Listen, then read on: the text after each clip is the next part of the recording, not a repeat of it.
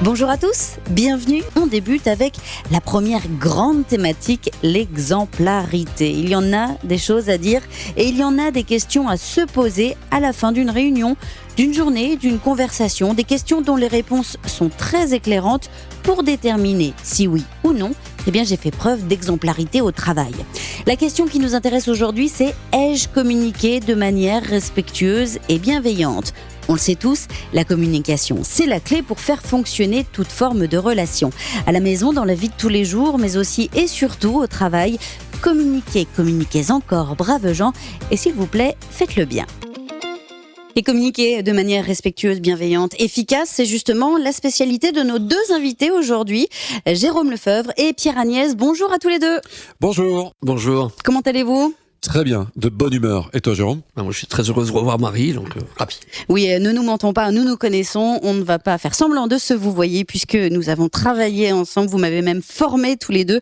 On ne va pas faire semblant pour nos auditeurs. Alors, justement, la communication dans la bienveillance ou non, c'est votre spécialité, l'analyser, la décortiquer, l'étudier. Comment est-ce qu'on peut faire pour faire une rapide présentation de ce qu'est qu'une communication efficace et bienveillante ? Elle est dure cette question. Elle est pas évidente je voudrais commencer par quelque chose. Tu sais, l'histoire de la bienveillance, on a eu un moment de haut le cœur, on va dire, avec Jérôme à un moment donné, parce que tout le monde en parlait, et puis c'était devenu une tyrannie. Tu te souviens, Jérôme, de la tyrannie de la bienveillance ? Il fallait être bienveillant, sinon, Alors la question moi que je pose, c'est comment je fais quand par exemple j'ai eu une mauvaise nouvelle, je suis pas d'humeur, ce matin ça va pas, je suis fatigué, j'ai mal dormi et j'ai pas envie. Alors du coup qu'est-ce que je fais ? Il faut être bienveillant. Alors du coup on s'en sort plus. Donc je voudrais déjà casser une espèce de règle, de tabou, de choses qui s'est mis en place. Et non, on peut pas être toujours et tous les jours dans la bienveillance. Alors certes, si on devait donner une définition, on pourrait dire j'ai quelque chose à te dire, par exemple à toi, je veux te dire quelque chose, que je suis pas à l'aise dans l'interview, ou je veux dire quelque chose à Jérôme. Tu vois, par exemple, Jérôme et moi hier, on a créé un jeu pédagogique.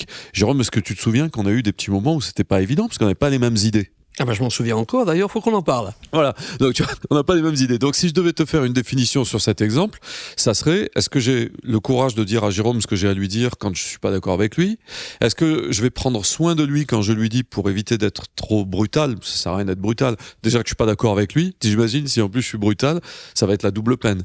Bon, voilà, nous après on appelle ça être constructif, être bienveillant, et en même temps lucide. Est-ce que je suis lucide sur le fait que lui, il a des enjeux différents peut-être des miens ?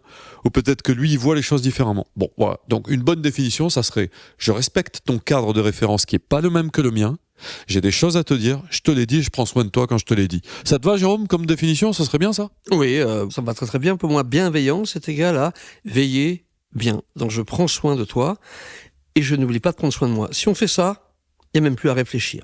Alors attention de ne pas tomber dans le piège, justement, contrairement à ce que beaucoup de gens pourraient croire, la bienveillance, c'est pas de dire des gentillesses. Oh là là là là là là. Tiens, je vais laisser Jérôme répondre parce que tout à coup, j'ai eu un petit moment épidermique, tu vois. Ta question est géniale parce que il y a tellement de gens qui cherchent à être gentils qu'ils en sont absolument odieux. Voilà.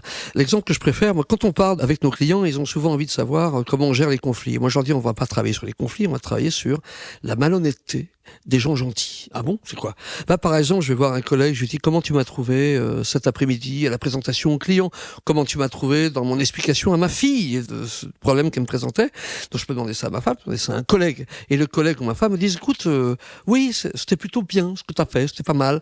Ce qui est horrible, puisque ce que j'entends, c'est que c'était plutôt, alors dès qu'il y a un adverbe, je me méfie, et plutôt, on sait, était un chien, et à côté de ça, on a, c'était pas mal. Donc si c'était pas mal, je sais pas ce que c'était, je sais ce que c'était pas. C'était pas mal. Comment c'était ? Et j'ai en face de moi quelqu'un qui croit être bienveillant, croit m'offrir du respect, et fait semblant de me dire la vérité, avec un sourire que je lis faux, et tout d'un coup, on est tous mal. Parce qu'apparemment, je suis pas capable d'entendre la vérité. Ça fait partie des choses que je traque toute la journée.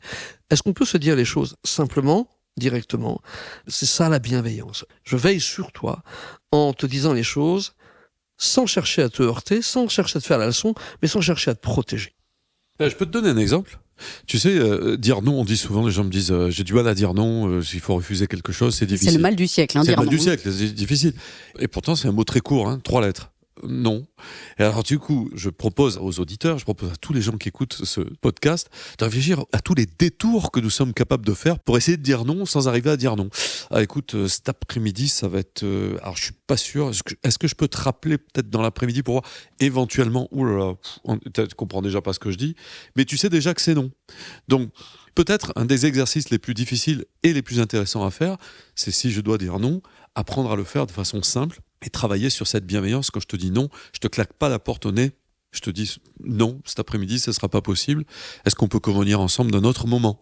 Ça, c'est un exemple tout bête, tu vois. Mais c'est un exemple qu'on entend chaque jour au sein d'entreprises. Bah non, je ne peux pas, mais on va essayer de trouver une solution. Est-ce que là, finalement, la recette, c'est de savoir dire non avec une ouverture sur une autre solution derrière, ou parce que c'est vrai qu'un non ferme et définitif sans rien derrière, c'est un peu hardcore quand même. Oui, on a dit que le mot était court, il peut paraître très sec si je l'habille pas de ce qu'on a dit avec mon cœur, avec la bienveillance. J'ai pas besoin de paraître embêté ou contrit quand je te dis non, c'est la vérité.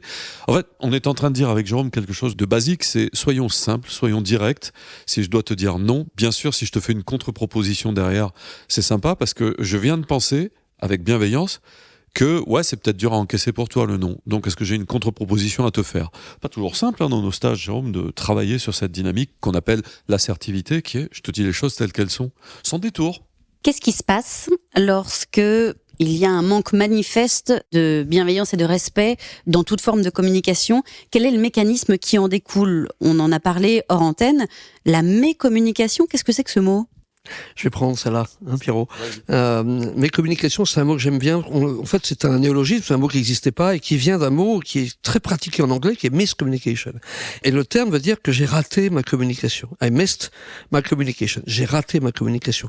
Je voulais te dire bonjour et je l'ai mal fait. Et du coup, je sais qu'il reste un truc entre nous qui est, je t'ai dit bonjour trop rapidement, j'ai vu que tu le prenais mal, qu'est-ce que je fais?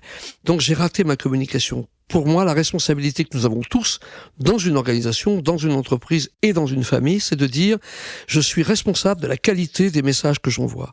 Et personne ne peut feindre d'ignorer qu'il a raté sa communication. J'ai raté mes excuses que je voulais te présenter, je les ai faites un peu en vrac. J'ai raté mon bonjour, j'ai raté mon au revoir, j'ai raté mon message que je voulais te passer.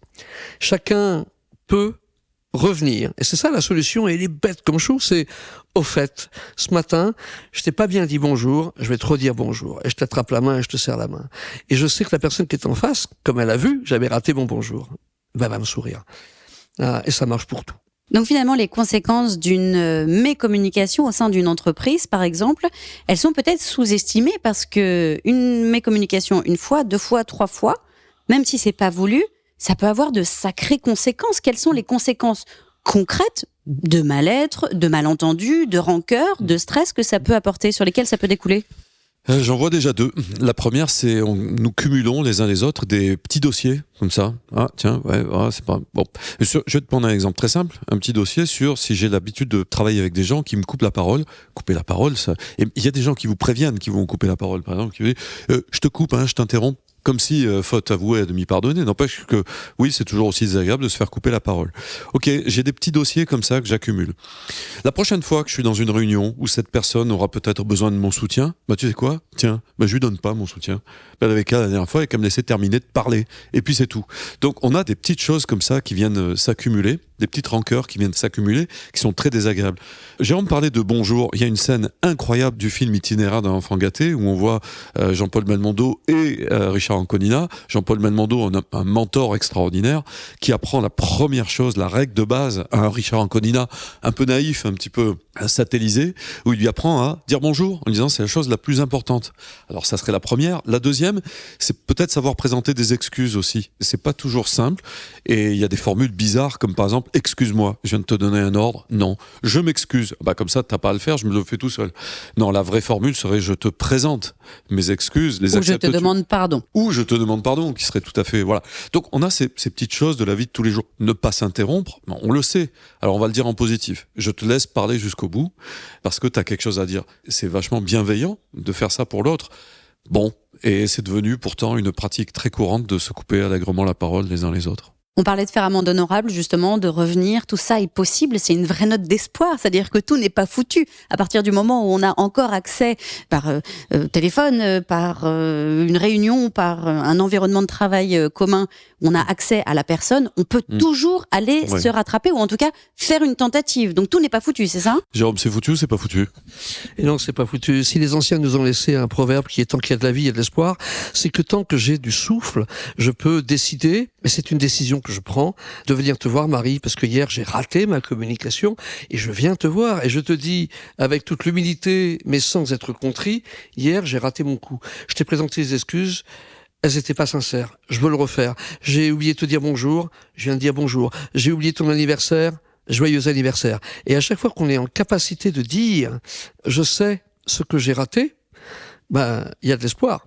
Est-ce qu'on a cette humilité qui est en fait la plus grande des forces qu'on a dans la communication? C'est d'être à l'écoute de ce que je te dis et de savoir que tu l'as perçu ou pas perçu. C'est donc ça la bienveillance, c'est donc ça le respect. Un immense merci à tous les deux, Pierre-Agnès, Jérôme Lefebvre. Merci à toi. C'est une joie de te revoir et de vous raconter tout ça. C'est sur cette note donc que l'on se laisse. Il serait donc toujours temps, jamais trop tard. Profitons-en, ce n'est pas toujours le cas dans la vie. La communication bienveillante et respectueuse, eh bien finalement, ce n'est pas si cher et ça peut rapporter gros.